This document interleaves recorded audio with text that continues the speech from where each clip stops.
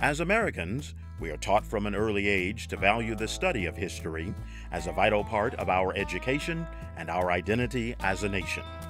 Study of the American West has been extensive. The number of books published is second only to those written about the Civil War. But within all those volumes, references to African Americans are extremely rare. Today, historians are rediscovering the contributions of African Americans, recognizing their impact as a people, and exploring race relations as they played out in the Wild West. In this 5-part series, Professor Quintard Taylor focuses on African American history in terms of forming communities, combating racism, and changing social and political patterns in the development of the American West. The African American West is presented by the University of Washington's College of Arts and Sciences and the UW Alumni Association. Major funding for this program was provided by Macy's, continuing its long-term commitment to promoting Black history by making this video series available to secondary schools throughout Washington State. Additional funding was provided by the University Bookstore and UW-Medicine. The Civil War freed the slaves. It also opened vast tracts of land to settlement through the Homestead Act. In this talk, Professor Taylor looks at homesteaders, cowboys, and Buffalo soldiers and their journey to the West prior to 1900. Good evening, and welcome to the second lecture in the series, The African American West, 1528 to 2000. I am Emil Petrie, Associate Vice President for the Office of Minority Affairs at the University of Washington. Tonight's lecture is entitled, To the Frontier, Homesteaders, Cowboys, and Buffalo Soldiers Search for Freedom in the West. Our concept of the frontier will be challenged by the information you hear tonight. The word frontier has several definitions. One is a region that forms the margin of settled and developed territory. Another is a line of division between different or opposed things. Tonight's lecture will include both of these meanings as Dr. Taylor shares information about frontiers that we have not heard before. This summer, Dr. Taylor traveled to a different frontier at the request of the U.S. State Department. In a distant city called Ekaterinburg, which is the home of Boris Yeltsin and the location where the Tsar was killed during the Russian Revolution. A U.S. consulate saw Dr. Taylor's website and found valuable and relevant information on that region. After perusing the vignettes of famous and not so famous African Americans, he asked Quintard to share his research with people of various cultures who reside east of the Ural Mountain Range. The region is a multiracial area blending ethnicities of European and Asian culture.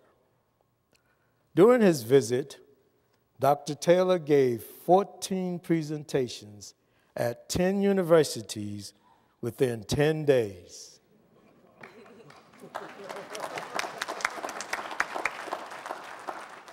This presentation must feel easy compared to that undertaking.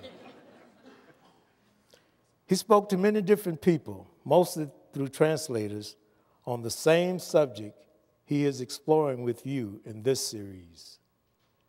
You know, it is wonderful to know that the University of Washington is being represented by Dr. Taylor in assisting the blending of cultures in Siberia and other parts of the world. Now let me welcome our speaker.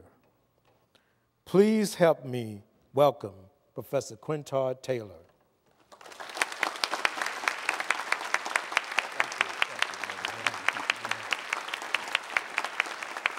Thank you, Emil, for that introduction. And Emil made reference to the website, and I have to apologize for a faux pas from last week. I was supposed to share with you this website. I was supposed to show you what we were attempting to do in terms of providing background information, and so I'm going to do that presently. Here we go. Okay. And you click on here, African American History in the West. Go down to vignettes of significant people and places in the West. I'm very proud of all of these. These are essentially short descriptions, and I'll pull up one. Short descriptions of African Americans in the American West, and they have been provided, if I can get this over, they have been provided by various historians across the nation. Let's see what comes up here. This is Barbara Behan. Barbara is at the University of Montana. She's an independent scholar working in Missoula.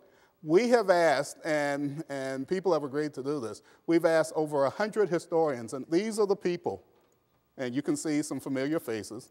These are the people who already agreed to contribute vignettes and have vignettes up on the site. And they represent a cross-section of historians. Historians from major universities, graduate students, independent historians, people from historical societies, and on and on and on. All of them share in common a love of African American history, particularly in the West, and they've written vignettes to reflect on that love. And so I'm really moved by the fact that these folks have all volunteered to help. One other thing, this is a bibliography on the African American West. You have a shortened version of the bibliography, but this is a longer one for those who are interested. And primary documents. These are primary documents that are available. They are available to you. They're available to literally anybody in the world. These are the documents that attracted the people in Russia, along with the vignettes, and prompted them to say, Quintard Taylor ought to come to Siberia. So I urge you, I urge you, well, maybe that's not a recommendation here, but I urge you to take a look at these, and when you get home. I'm very proud of this website, and I'm most proud of the fact that most of this was done not by me, but by volunteers. Okay, let's begin the presentation for the night, because we've actually got a lot to cover. We talked last time about the paradox of slavery and freedom in the West. We talked about the fact that African Americans literally had their freedom challenged, even in places like California and certainly in places like Texas. The Civil War comes in 1861, and by 1865, the shackles of slavery are finally broken. By 1865, all black folks are theoretically free, except that there is still a question as to what freedom means for all of these African Americans who've been enslaved. 90%, let's put it in context, 90% of the black population was enslaved until 1865. Now, that 90% could not travel to the West on their own before 1865. In 1865, though, theoretically, they have the ability to move anywhere in the country, including the American West. And yet, they don't come immediately. And the reason they don't come immediately is because one important question still needs to be resolved in this region. And that question is whether or not there will be full and extensive political rights, civil rights, extended to these people in this area of the country. Black Westerners knew that there was a Reconstruction process going on in the South. And of course, we're all very much familiar with Reconstruction in the South. But they also understood that they had disabilities of their own. I show this first image. These are black San Franciscans proudly participating in the city's 4th of July celebration. This is the first time they've done so. They see this as an acknowledgement of the fact that they are becoming part of the body politic. But yet there are problems. Yet there are disabilities, and I want to talk about those disabilities. Black Westerners in the period between 1865 and 1870 were denied a whole host of basic rights. They were denied the right to vote. They were denied the right to serve in the state militias. They were excluded from public schools in virtually every area of the West, whether that area had been slave or free before. They were excluded from the jury box. They were excluded from public transportation and accommodations. In other words, Western blacks face many of the same, no, let me strike that, most of the same disabilities as blacks in the South. We might think of the West as a place that's different, a place where there's greater opportunity. But that opportunity wasn't present, at least in 1865. There was a question of whether or not rights would be extended to African Americans, even in this region. As San Francisco newspaper editor Philip A. Bell declared in July of 1865, "We have removed slavery, which gave out evidence of our woe. America, of course, has no slave within her domain." And then he warned, "She must have no disenfranchised citizen beneath the shadow of her flag." What he didn't realize when he said that in 1865 was that there would be a tremendous struggle that would be waged in California for the next 5 years to eventually get blacks the right to vote. Notice I said in California. This is not the Deep South. We all know about the struggles that were going to be waged in the Reconstruction South. But in California, in Oregon, in other states and territories in the West, there would be a challenge to the idea of full black citizenship rights, full black participation in the body politic. Now, in an area as diverse as the West, as we've said before, there are going to be a variety of responses to African Americans. To some extent, those responses are predicated on the level of population, but not necessarily. There are some places that are going to clearly be more advanced or more sympathetic, let's put it like this, more sympathetic to the extension of black rights than others. For example, Nevada becomes the first state in the nation to ratify the 15th Amendment, which gave black men the right to vote. And the Nevadans are still very, very proud of that. Example number two, and this is an example of the beginning of a political struggle that will last, in some ways, well into the 20th century. In Texas, 20 white men, mostly former plantation owners, and 150 black men, mostly ex-slaves, gathered together in Houston on July 4th, 1867, and at that august meeting, at that very important meeting, they created the Texas Republican Party. Folks, that's the party of George W. Bush. That's the party of Kay Bailey Richardson. That's the party of a whole host of Tom DeLay, my God. You know, I've always wondered, let me make an aside here, I've always wondered when these people meet and have when the Republicans, the Texas Republicans meet and have their annual conventions, do they have the pictures of these men who founded the party? I suspect not. I suspect even they don't realize the very interesting and ironic history of their own party. But let me bring us back to the local area. There were at least some in Washington Territory who supported the idea of full suffrage. This is the Olympia Commercial Age, a newspaper, a white newspaper in Olympia, and this is what they wrote in 1870. I won't read all of it to you, but essentially they say, and I'll read the last paragraph, "It will be a happy day for the country when the people shall no more care to inquire whether a voter or a candidate for office is white or black than whether he is tall or short." In other words, those were important words to live by in 1870, and we haven't quite gotten to that point even to this day. Of course, one of the reasons we haven't gotten to that point is because there was significant opposition to black voting. Let me show you these two quotes, and these are from papers in the West. Again, this is not the South responding to black voting. This is the Oregonian in Portland, and this is the Sacramento Bee. And they are clearly showing their opposition to African American voting in the West, and indeed anywhere in the country. Nonetheless, African Americans are going to begin to challenge for their civil rights. Regardless of what people say, regardless of whether people say they should have these rights, black people are of the mind that these rights are given to them by God, not by the human population.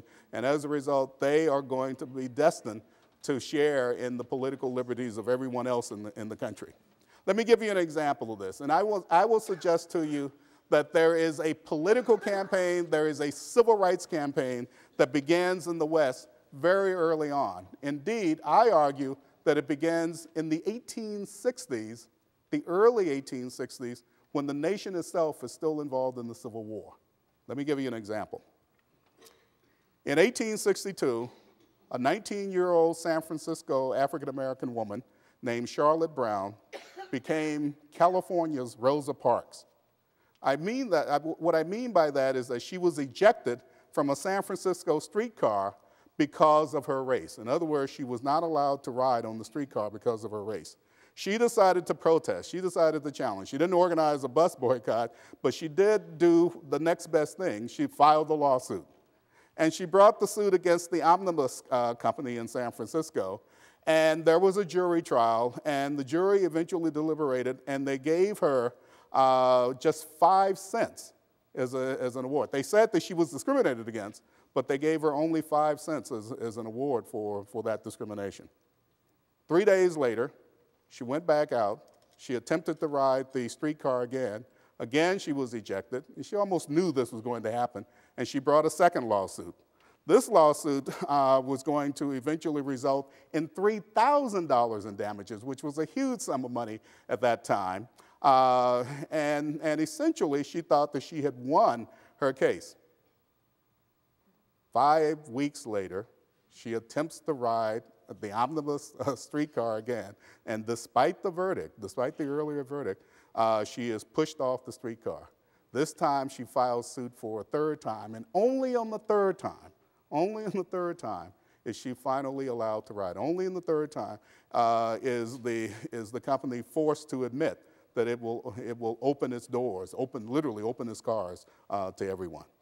I use this example to suggest that there is a debate that's going on all over the West. Now, this is actually what I call an anti-desegregation cartoon. Essentially, there are a lot of whites or European Americans in San Francisco who were upset with the judge's decision when he ruled in her favor, and with the jury's decision as well in an earlier case. And so there's contestation. In other words, even in a place like San Francisco, one is not exactly sure of his or her rights if one is African Americans. Nonetheless, I think this example shows that black people could effectively organize the struggle for those rights. That Charlotte Brown was not by herself, that indeed there were going to be hundreds, if not thousands of people, and black mostly, but also including whites in California who would aid her in her campaign to try to break segregation on the streetcars.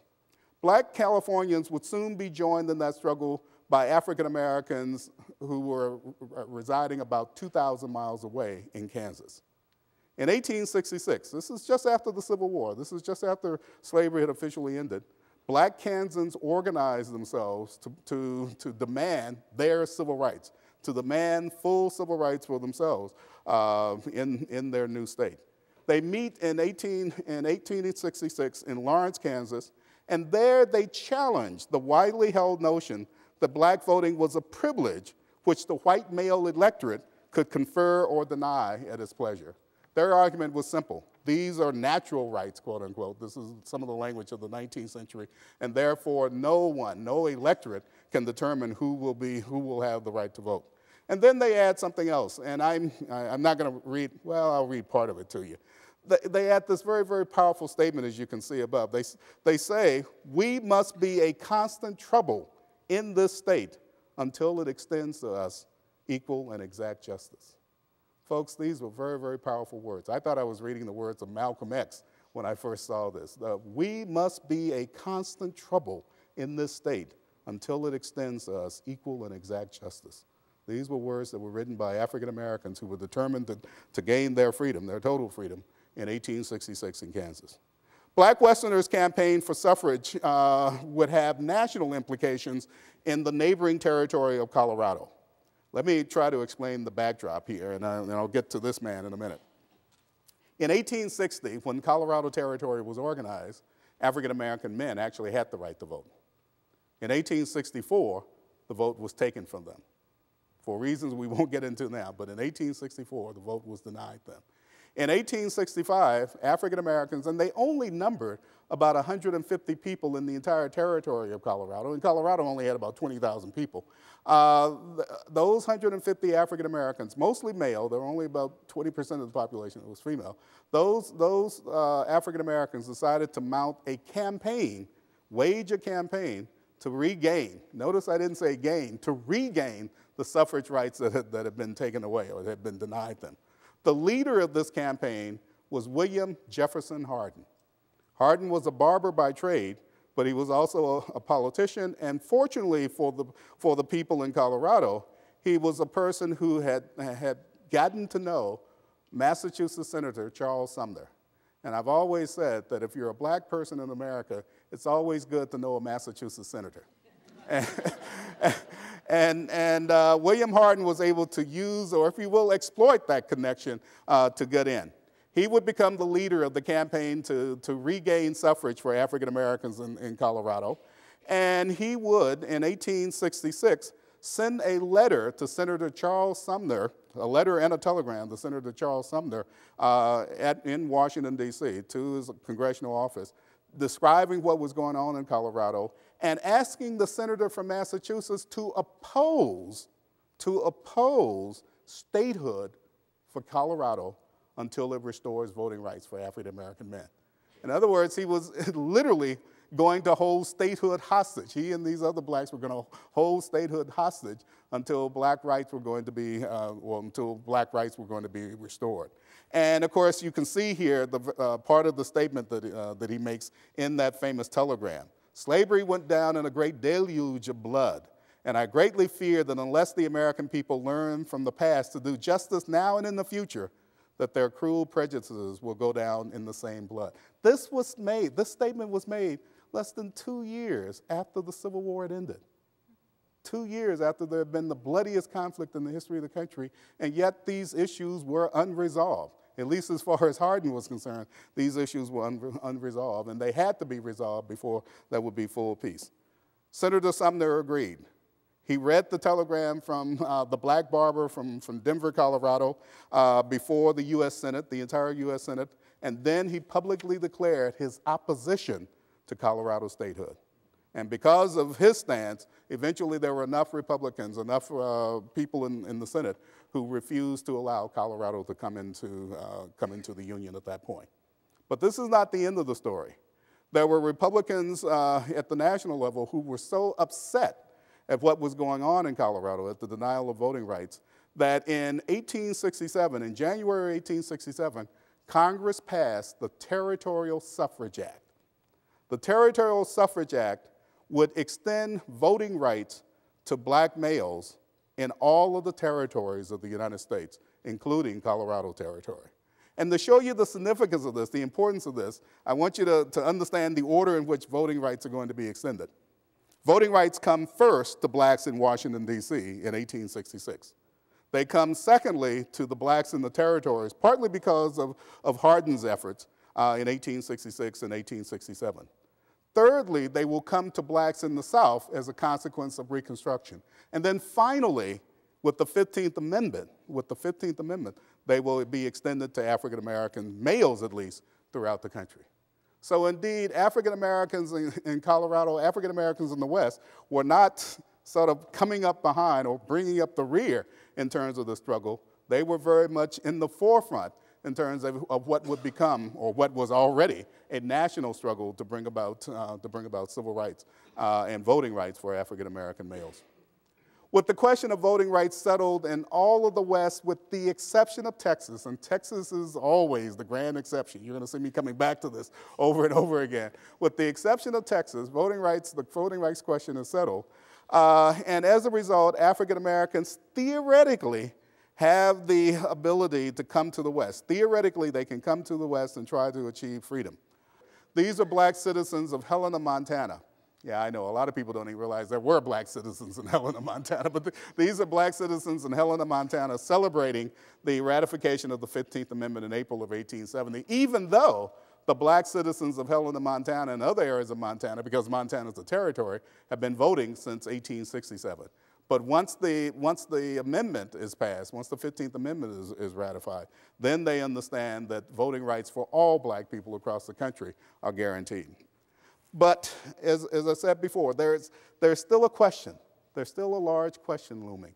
What is going to be the reaction to those blacks who come to the West? What is going to be the reaction? Will those blacks be extended freedom in this area of the country? These are blacks making their way to the West. And let me show you two responses. The first one is the Topeka colored citizen. Obviously, they have a self-interest in mind. They certainly want African Americans to come to the West. And notice what they say here. Come to the West, come to Kansas, and Kansas looms very large, as you're going to find out in a minute, in order that you may be free from the persecution of the rebels, if blacks come here and starve, all well, it is better to starve to death in Kansas than to be shot and killed in the South. This was a powerful sentiment on the part of African Americans. But on the other hand, look at the forerunner of the Seattle PI. And they argue that there shouldn't be very many African Americans in the West, and certainly very, very few in the Pacific Northwest. And notice the reference to the Chinese. In other words, the West already has a, quote, racial problem in the minds of a lot of these people, and it would only be compounded by adding African Americans. Nonetheless, despite what the PI says, or the Seattle Daily Intelligentsia says, black people will come. Black people will come. On a 1,000-mile frontier stretching from Dakota to Oklahoma, they sought out the region that they hoped would provide both freedom and opportunity. And notice I juxtaposed those two terms last time, and I will continue to do so.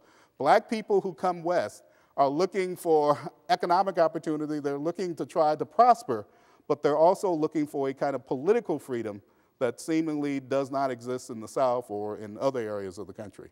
And they particularly turn to Kansas in the 1860s and increasingly in the 1870s. And they turned to Kansas for a couple of reasons. I want to leave this map up for a while. They turned to Kansas for a couple of reasons, reasons that are both political and psychological. Let me give you the reasons. First, Kansas offers potential homesteaders, regardless of race, access to vast tracts of yet-to-be-developed farmland. Folks, in 19th century America, the greatest way to wealth, or at least what was perceived as the greatest way to wealth, was land ownership.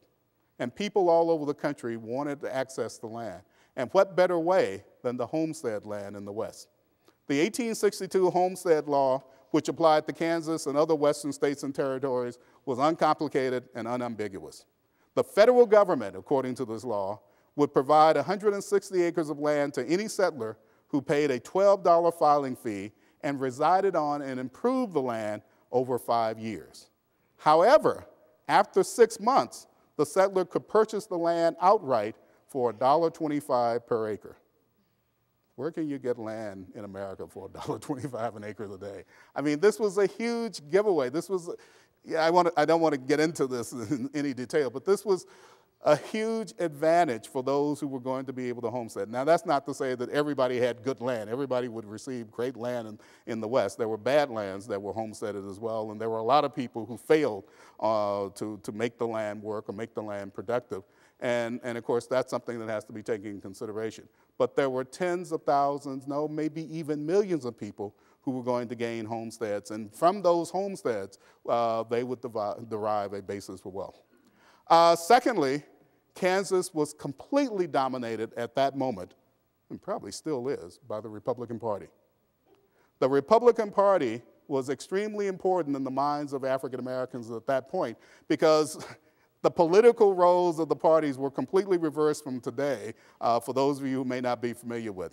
The Republican Party, as Frederick Douglass said, was the ship, and all else was the sea. And what he meant by that was that the Republican Party was the only major political party, only one of the major political parties that was dedicated to African American rights and African American advancement. The Democrats were just the opposite. And indeed, in some ways, those positions have been reversed today. But I will tell you that the Democrats, particularly the Democrats in the South, were much worse than anything that we see taking place today. As a matter of fact, you don't have to be reminded, I hope you don't have to be reminded of the political situation in the South in the 1870s. There was Reconstruction. You all remember that from your general U.S. history courses. You all know that Reconstruction ended formally in 1877. And it was assumed that since blacks were no longer a political factor, that would be the end of the violence directed against them. There had been tremendous violence against blacks during Reconstruction. That violence didn't stop. That violence continued after 1877, and eventually it would prompt a lot of black folks to leave various areas of the South. Indeed, that violence doesn't stop until well into the 20th century. And I would argue that even as I talk about the lure of the West, we always have to keep in mind, we always have to remember the fact that blacks are being propelled out of the South by the racial violence that's taking place. Kansas looked like the place where they wouldn't have to worry about that racial violence because there were people in charge in Kansas who seemingly were politically favorably disposed to them. When a St. Louis Globe reporter asked the woman, these are people who are headed to Kansas. These are, if you will, refugees. These aren't just people who are trying to settle new lands, although that's certainly part of it. But they are also people who are fleeing oppression in the South. And I'll give you one example of this in a minute.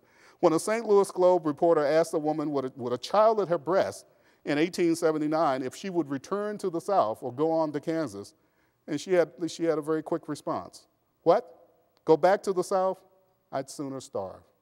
Go back to the South? I'd sooner starve. Let me give you another example of this. I don't have a slide that really reflects it, but John Solomon Lewis. John Solomon Lewis was a typical, if we can use that word, a typical sharecropper in northeastern Louisiana. He brought in crops every year. He got further and further in debt. And eventually, by 1879, he decided, I've had enough of this. I'm taking my family and we're leaving. And in order to leave, he had to secret himself and his family into the swamp and wait for weeks until a riverboat came along to pick him up. And once that riverboat did show up and he boarded the boat, and the captain said, where do you want to go? What's your destination? He uttered one word, Kansas, Kansas. And what he meant by that was that Kansas was this place that represented freedom for him and his family. And that brings me to the third point as to why Kansas was significant, was indeed almost unique in the minds of African Americans at that particular moment. Kansas was the state where the abolitionist tradition seemed to loom large. It was the place where John Brown first took direct action to try to destroy the institution of slavery, and where, as we said last week, John Brown and other white men rode into Missouri and actually freed slaves, as many slaves as they could. Kansas was the first northern state to enlist African Americans as soldiers in the Army of the United States. Kansas supported the Emancipation Proclamation. It was one of the first states to publicly say that they supported Lincoln's Emancipation Proclamation. And it was one of the first states, I think it was the third state, in fact, to ratify the 13th Amendment, which destroyed the institution of slavery. Kansas, however, by the 1870s would become a place of refuge, not just for black folks, not just in the minds of black folks. There would be Europeans who would come, people who would come from Germany and Poland and Russia, and who would make their way to the Kansas Plains because they saw Kansas as a place of refuge and opportunity. So when blacks said we want to come to Kansas and we want to settle on the Kansas frontier, in effect, they were doing much what everyone else, or much what millions of other people were doing when they looked to Kansas and looked to the American West. As a matter of fact, there's one person who said when he was challenged by someone as to why he and other blacks would go to the frontier, and they said, why would you do so? And he said, that's what white men go to new countries for, isn't it? You don't tell them to stay behind because they are poor. The Homestead Act was made for poor people. And so I want you to see the faces of some of these people who were making their way west. And many of them, or I shouldn't say many of them, but a subset of them would go to the place that would become famous even in the 1870s and 1880s as a place of refuge and settlement for African Americans. And that place was Nicodemus, Kansas. They would follow their brethren to Kansas, and they would end up in Nicodemus. I won't give you all of the background on Nicodemus, except to say that it was actually founded by W.R. Hill, who was a white land speculator. But he decided that he wanted to create an area of refuge for African Americans and make a little bit of money at the same time. And as a result, he contacted 6 African Americans, interestingly, all from Lexington, Kentucky, or all had a background in Lexington, Kentucky. And they, in turn, began to contact others as they set up or they established the Nicodemus Town Company. The Nicodemus Town Company was established in 1877. And at that time, it was on the frontier. At that time, it was about as far west, maybe even farther west than most of the settlement in Kansas at that time. They named their community Nicodemus after a legendary African slave prince who had managed to buy his freedom. They chose to locate their colony on the Solomon River. In other words, they felt that they almost had a biblical imprimatur as they moved to the west. These first settlers had to bring others, had to encourage others to come as well, had to encourage others to follow. And so they wrote back home. They wrote to Lexington, Kentucky, and in July of 1877, the first group of settlers arrived in Nicodemus, and they were followed in March of 1878 by more settlers. These people from Kentucky mostly, but eventually they would come from Tennessee and other areas. These people from Kentucky had no idea of what they would find. Indeed, Graham County, and more specifically Nicodemus, the area around Nicodemus at that time, was flat, barren, windswept. It was considered the worst of the worst land in Kansas. And most people didn't think that anybody would be able to grow wheat in this very stubborn land. African Americans, of course, rose to the occasion, they rose to the challenge and attempted to try to create a new life for themselves. Let me give you an example of some of the first of the settlers who come. This is Williana Hickman. We know about her only because she wrote down her experiences a little bit later on. She had a very difficult time in Nicodemus. Notice what she said. When she got to the horizon and her husband said, "There's Nicodemus," she said, "I looked with all the eyes I had. Where's Nicodemus? Where's Nicodemus? I don't see it." And I will say, as a footnote to all of this, that Williana Hickman eventually got over her initial shock. She became one of the people who stayed, and she became part of a prominent family that lives in Nicodemus to this day. But the initial reaction was certainly, I think, one that was frightening for her as she reached the West Kansas plains. Nicodemus became the first predominantly black town to receive national attention. And by that, I mean the New York Times a reporter came out and covered the story. And once you make the New York Times, then you do get national coverage. And essentially, there was a lot of attention that was going to be focused on Nicodemus.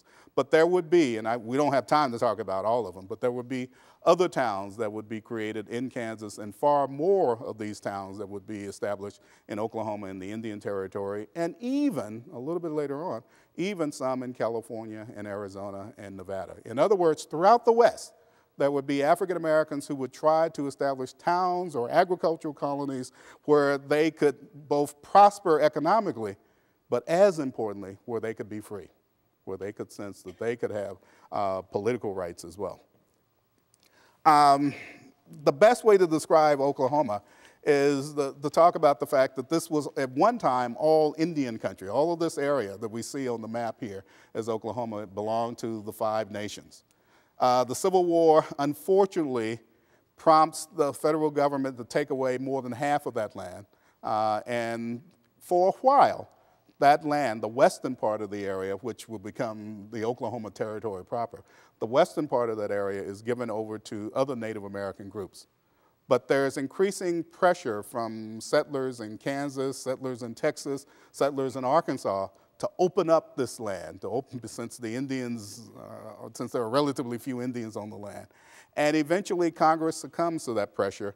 And in 1889, the first of a series of runs will be made on Oklahoma. In other words, Oklahoma will be opened up to settlement by non-Indians. For African Americans, Oklahoma wasn't simply an opportunity for settlement. It wasn't simply an opportunity to get a homestead. It was also, for one brief moment, a possibility for achieving political freedom. The leader of that movement to try to achieve that political freedom was Edwin P. McCabe. Edwin McCabe was an interesting character, at least to me he was an interesting character. He was born in Troy, New York. He was one of the first blacks to work on the stock market in the 1850s. And he was essentially a boy runner on the stock market. By the 1870s, he was in Kansas. By 1882, he became the auditor, the state auditor for Kansas. That is, he was the highest elected state official outside of the African-American official, at least, outside of the American South. And I think at the time, he was about 32 years old. He was certainly the youngest black elected official at the state level. McCabe appeared to have a very bright future in Kansas, but he coupled that future with Nicodemus. That is, he lived in Nicodemus. He had gone to Nicodemus. And unfortunately, as Nicodemus declined, McCabe decided to look for other opportunities, and the closest opportunities were in neighboring Oklahoma, in the Oklahoma Territory. Now, there's an argument that McCabe attempted to try to create Oklahoma Territory as an all-black territory, or try to transform it into an all-black territory, tried to get himself appointed governor and hopefully create an all-black state. I think that's part of the myth of McCabe and the movement at the time. But McCabe did believe, he did sincerely believe, that Oklahoma was west of the South. He did believe that Oklahoma could provide an opportunity for African Americans. It's both economic and political. Notice what he says here. Oklahoma is the paradise of Eden and the garden of the gods, and on and on and on. I mean, there's a lot of this hyperbole. And let's be very clear on this. McCabe is a typical booster. And by booster, I mean he's a guy who has land, he wants to bring other people out, he wants to get them to buy the land, and as they buy the land, he will get wealthy. But he's also doing something else. He also is urging the blacks in the South to come west in the hope that they will find freedom. He also offers up Oklahoma as a place where they can get west of racism, where they can get west of discrimination, where they can go beyond, if you will, the kinds of perils that were going on. And for some blacks, Oklahoma would become that land of potential opportunity. Now, again, you have to understand this against the backdrop of things happening elsewhere. 1892. At the time, just about the time he's promoting Oklahoma, there's a terrible race riot in Memphis. A number of people were killed. And Ida B. Wells, who eventually will emerge, if she's not already, as a major leader, a major spokesman for African Americans, inadvertently aids McCabe when she says black folks ought to quit Memphis, they ought to leave Memphis and go to Oklahoma. And as a result, more and more African Americans will begin to move west. They will begin to come to Oklahoma. And of course, McCabe will try to promote this as much as he can because he believes that Oklahoma is going to be the place for the future for African Americans. He will create Langston City in Oklahoma. Langston City will be an all-black city. He's very proud of the fact that it's an all-black city. He talks about the fact that it has black teachers, it has a black mayor, and all the rest. And he says this is an example of political power. This is an example, a manifestation of black political power, and most importantly, black self-determination at a time when African Americans see their rights being restricted all over the country. But he knows that creating one town is not enough, that he has to attract farmers, and to that end, he begins to turn to the next possibility of settlement, the Cherokee Strip. The Cherokee Strip is a vast area, a vast territory just to the west of Langston City. And McCabe, as early as 1891, and certainly by 1892, he's calling for people to come to the west. Here's the quote. Everyone that can should go to the Strip and get 160, meaning 160 acres. All you need is a Winchester, a frying pan, and the $15 filing fee. This is McCabe in the Langston City Herald. Now, this is a drawing. This is a very famous drawing from the library, the State Library at Oklahoma. And it's a drawing depicting whites. But in point of fact, McCabe was going to be successful in getting about 2,000 African Americans, men and women, to participate in the land rush into the Cherokee Strip.